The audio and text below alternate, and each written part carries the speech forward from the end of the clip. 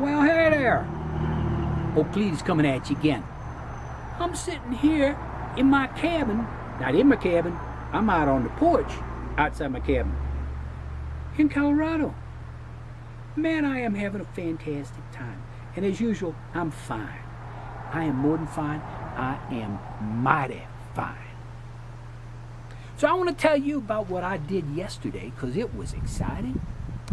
And it was so much fun, but it was a lot of work. Oh, it took my breath away. And I got some aches and pains today from it. But that's okay, because I came out here to go hiking, and that's what I did.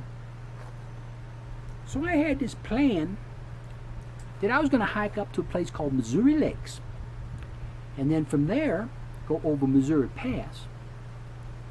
Then from there, go over Fancy Pants, not Fancy Pants, Fancy Pass, and then go down to Fancy Lake, and then go back to my car and come back to the cabin. So it's a good plan. It was a heck of a plan. So I started out on this hike, and I thought, wow, this is a pretty easy hike. There was a lot of uphill. Of course there was. It's what you get out here in the mountains and you're climbing. But it was a nice trail. Nice trail. So I'm along and I get up to Missouri Lakes, and they were beautiful. There's a bunch of them. I don't know exactly how many,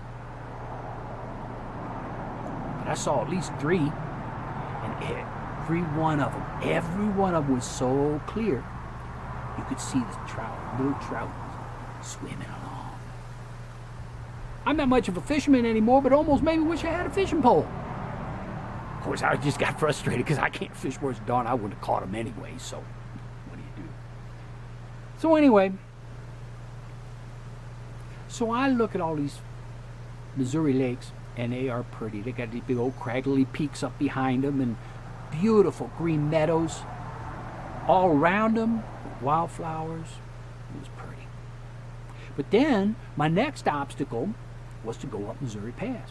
And I looked at what I thought was Missouri Pass. I thought, there ain't no trail going up there. How am I going to get up to the top of Missouri Pass with no trail? It didn't look like nothing but rocks and stuff going up there. But I've been out in Colorado. Hey, get off the lens. I've been out here in Colorado before, and I know that distance is so far out here, you don't think you're very far away, but you really are, and you can't see the path. So I thought I'd just start following the path, following the trail, the right trail. I knew, because they're pretty well-defined trails usually, and I figured it would deliver me to the top of Missouri Pass. Woo-wee, was it steep. And there was a path going all the way up to the top. It was a windy path, and it was full of rocks. And there was times I even had to use my hands to kind of steady myself a little bit on the way up there. I had my trekking poles. That helped a lot. I would probably fallen down a dozen times if I didn't have them trekking poles. So I just made my way up the side of Missouri Pass very slowly. Breathing like this. Just breathe. But every 10 or 20 steps, I had to stop and get my breath back. The thin air up here is just wearing me out. But again, I know that's what happens. So I keep going. Finally, I get up to the top of Missouri Pass. Ooh, was it pretty. I could see Missouri Lakes down on one side, and I walked to the other side of the pass, and I could see all these craggly mountains and these big old meadows, and I could see another lake, which I think is a lake called Blodgett Lake. It's a weird name, Blodgett, but I think that's what it's called. So I had myself a little snack, and I had myself something to drink, and then I decided I better head down Missouri Pass, because I still got another pass to go and another lake to see. Ooh, it was almost as tired going back down that pass as it was going up, but in a different way. I didn't lose my breath going down. That was easy. I could breathe fine. What the hard part was, there were so many rocks, and those rocks get slickery, very slickery. They call them marbles, because sometimes all this gravel collects in the middle of the path, It's like you're walking on marbles. The feet just want to go right out from under you. So, man, I have my trekking poles, and I'm just going like this. And I'm watching every single step that I'm taking. Every single step I watch. I thought, okay, is that one good? Is that one good? Is that one good? Okay. Finally, I made it down to the bottom from Missouri Pass. And there's this beautiful lake down there. Like I said, I think it's Blagat Lake. I think is what lake it was. Not if that makes any difference, but it was pretty. It was pretty. And I started walking on, and there were wildflowers blooming everywhere. Everywhere. Don't ask me to tell you what colors it was, because I'm colorblind. I don't know. But it looked to my eyeballs, they're probably purple and orange and red and white and yellow. And, well, there was everywhere. There was everywhere. So I took some pictures of that, and I kept walking. And then thinking, okay, well, my next thing, I got to go up over Fancy Pants. I said it again, not Fancy Pants.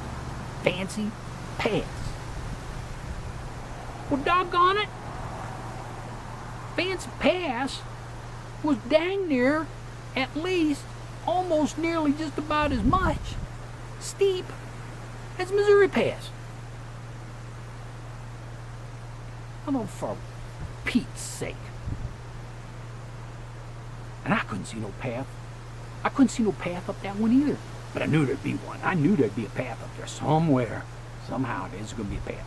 And I could see the spot up the top where the pass comes together. It looked like a little keyhole going through or something. So I figured that's got to be the pass. So I started up there. It wasn't quite as hard as Missouri, but it was another one where 10, 20 steps at a time, catch your breath. 10, 20 steps at a time, catch your breath. So finally, I made it up to the top of Fancy Pass. Whoa, I was tired. I don't know how many feet I went up. There's a bunch. Had to be at least 300, 400, 500 feet up. So I'm up there, and I'm looking on the backside of Fancy Pants, and it don't look like nothing but a cliff of rocks. Rocks as far as you can see. Steep, holy mackerel, it was steep. But I knew I had to get down, and I figured there had to be a path leading down. And I could see a little path just kind of starting off, down off the mountain. That was kind of scary. It was kind of scary because it was awful steep. It was one of them places you fall, you may never quit falling. So I start real slow, got them trekking sticks again. Trekking poles, excuse me. Trekking poles, and watching every little footstep. Making sure when I put that foot down that it was nice and secure before I went and put the next foot down. But it was tough and scary. So I kept going down. It was pretty darn steep too. Besides all the rocks and everything that you could slip on and trip on, it was steep. So I finally get down to the part of this part where the steepness wasn't so steep. And I look over, and I'll be doggone if there ain't a big old patch of snow I gotta walk across. A big old patch of snow right here in the end of July. I thought, how can there be snow here this late in the summer? Well, I think what happens is parts of these places get shadows and the snow just doesn't melt out. So I got to go across this snowfield, as they call them, snowfields. So I start across this snowfield and got my good old trekking poles. And the snow was kind of slushy. It wasn't hard like ice. And it wasn't so soft like snow that you would like sink up to your knees. Did your motorcycles go past out here on the road? I'm not that far from the road. I can hear them motorcycles moving. Sometimes I wish I had a motorcycle. That'd be fun. Big old Harley Davidson hog driving around. Oh, wow, that'd be fun. Me and my wife almost bought a Harley Davidson once. We were looking at a Softail. And back then, it was about $15,000. And we was ready to spend the money, $15,000 on a Harley Davidson Softail. Woo, and we was going to just go out and ride all over the place. Then common sense got the better hold of us. And we bought a house instead. So, how did I get on that? Well, that's crazy. Oh, yeah, them motorcycles went by. I got on that subject. Oh man, sometimes I can't keep my train of thought on the tracks. So anyway, I'm at this snowfield. And it's not hard like ice, and it's not soft like snow. It's kind of like slushy. So I think, oh, it's okay. I got treads on my boot. I'll be fine. Well, I go across there, and my feet just kept wanting to slip anyway. And then I had read that you take your foot and you kind of cram it into the snow like this to make like a little step. And I started doing that, but there were still many times my 1 or 2 feet wanted to go out from under me. But I was careful. I made it through the snowfield. Whew. I thought, oh, I'm glad that's done. So I walk a little further. What the heck do I see? There's another snowfield out there. Another snowfield. I don't want to cross another snowfield. I was happy to make it over the first one. Now I got a second one. Then I got to cross. I got no choice. Same story. Slushy. Take my time. Slip a little bit here. Slip a little bit there. Get my trekking pole, keeping me steady. And I made it. Made it across that one too. I thought, well, this hike can't get nothing but easier from this point on. Ha! I was wrong. I go a little further. You ain't gonna believe this. There was another snowfield. I had to cross another snowfield. And what was scary about this one, it was on like a slope. And I had to like go across the slope this way. Well, the scary thing about that is you slip on that slope. You heard about people being careful of a slippery slope. Well, this is a slope that was slippery because it was snow and ice and stuff. But if I slipped on that slope, I'd probably go down 50, 60 feet to a whole bunch of rocks on the bottom, and that would not be pleasant. It would be less than pleasant. It would be a disaster. So I started across that slopey, slippery slope, snowfield, so careful, digging each foot in like I had read about, and it was working pretty good. Digging them feet in, but because it was on a slope, I not only had to dig it in this way, I had to dig it in that way too. So it's like 2 digging in ends. Digging in ends. So this one made me nervous. And as I got to the end of it, not only was it sloped like this, it started going down steep this way too. Whew. I guess you know I made it because I'm here. But I didn't like it. Didn't like that snowfield. So I said to myself, well, certainly now the worst of the hike is over. But I looked like I was on top of a mountain, because I was. And the valley was way down below. Well, all that makes sense. Because when you hike in the mountains, you go up, and then you got to come back down. So I start down. And I'm going down. And I'm going down. And I'm going down some more. And then I got to thinking, this is an awful long way. So I passed, there went a car. I already got a car, don't need a car. So anyway, so I keep going down. I finally come to a spot I could see Fancy Lake. Oh, it's pretty. Down in this glacial valley, made by glacier. The old glacier is big old packed snow that slides slowly down the hill and carves out the terrain. And then leaves a little lake behind. Pretty cool. So anyway, so I took a picture of Fancy Lake, and then I walk on down, and it took quite a while to get down there, because like I said, distance is deceptive in the mountains. You look at something, you think, oh, I'll be there in 30 minutes. In 30 minutes, you look at it again, and you say, well, I guess it's going to be another 30 minutes. So I finally make it down to Fancy Lake. It was a pretty fancy lake. It was kind of cool. I could see trout in that one too. So I sat on a rock by Fancy Lake for a little while, drank myself a Gatorade.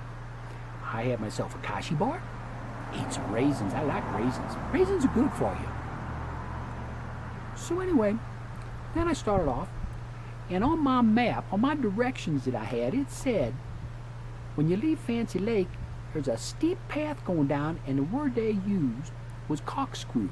It corkscrewed down the side of the mountain. I call them switchbacks.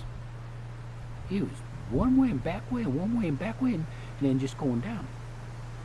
Doggone if it wasn't steep again, almost as steep as coming down that mountain passes, but I knew it's only a matter of time.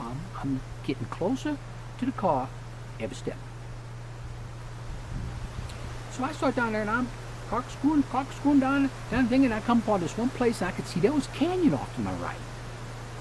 And I wanted to go look at that canyon because I figured, well, if it's a canyon, there's got to be water flowing through it, maybe some kind of a river, white water, stuff like that. That'd be pretty.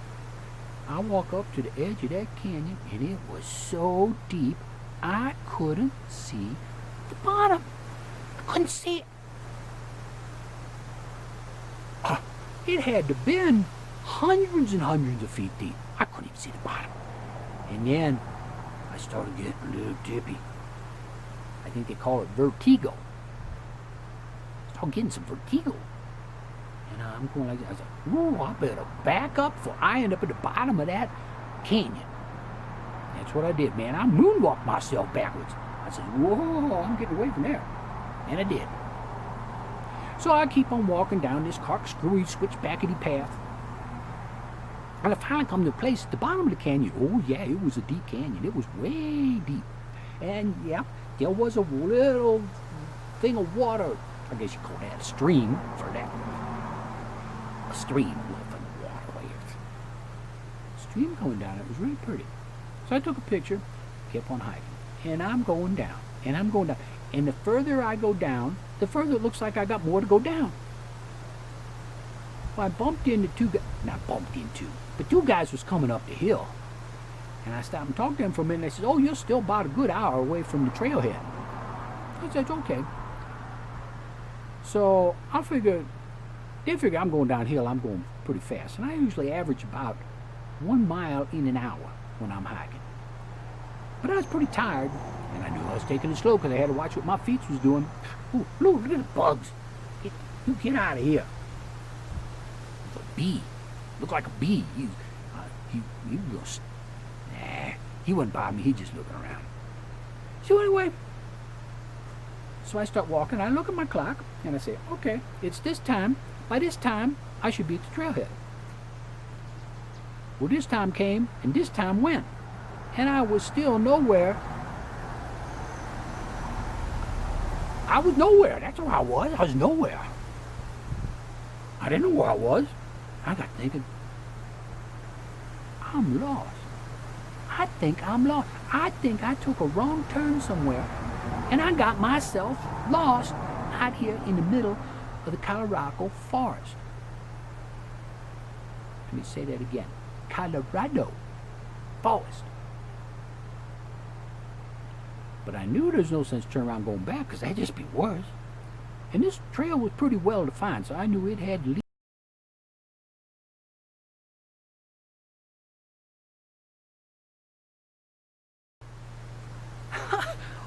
I'm back. You know what happened? I was talking, rambling on so long, I exhausted my battery. And I know just how that battery felt. Because I was on this hike and I was getting exhausted.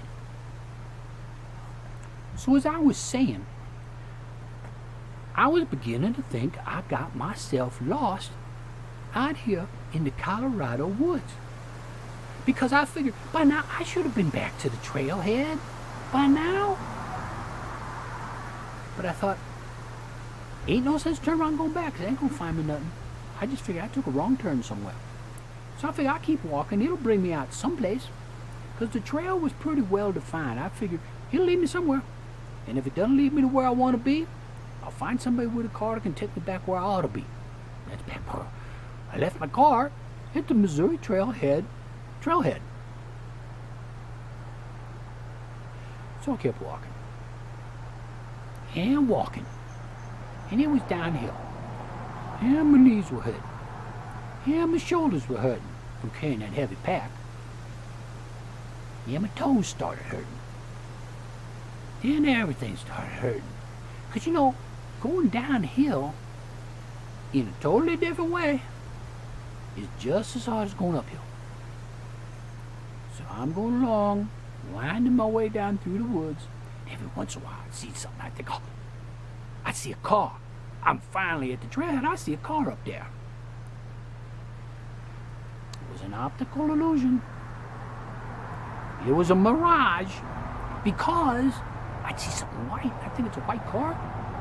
It would be a bleached out log from some old tree that crashed down in the woods. This happened 3, 4, 12 times. I don't know. So I keep walking. I just keep walking. Then I find out I'm running out of water. I brought extra water this time because this was an extra hard hike. I must have drank extra water. So I thought, now I got to ration my water. What if I got to spend the night in the woods and I don't have enough water? And I thought, oh yes I do. In the back of my pack I always bring enough stuff that if I spend the night in the woods, I have shelter and some water. And the way I have water is I have water purification tablets.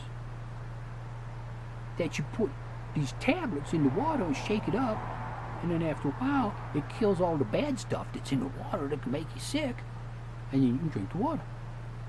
And I knew I had matches, and I knew I could start a fire and be warm, and I had shelter and all this stuff.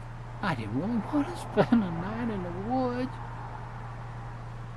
I don't want to say I'd be scared, but it'd be a little creepy.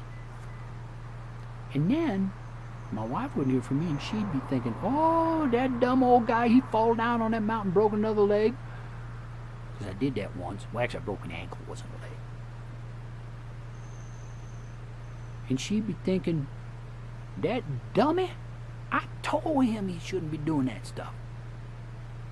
So I think, not only am I going to be inconvenienced by spending a night in the woods, not only am I going to be probably uncomfortable,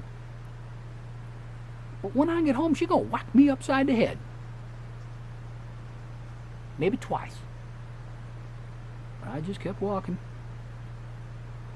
And pretty soon, I come to a bridge going over a creek.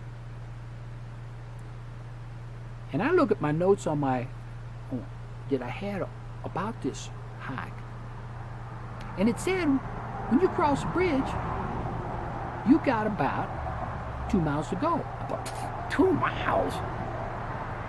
This is supposed to be a 9-mile hike. I already feel like I went 12. But I said, okay, that's probably a good sign. I'm probably on the right trail. So I started walking. And walking. And walking. And walking. And it starts creeping back in my mind, buddy. You lost. You lost. You can't fool yourself. You is lost. So I kept walking. And my toes are hurting. And my shoulders are hurting. And my knees are hurting. And I'm thirsty. Really thirsty.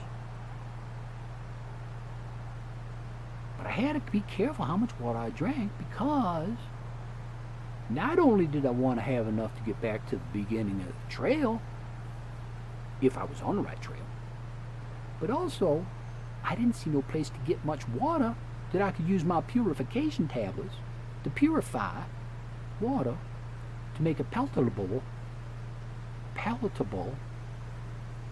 I shouldn't use such big words sometimes.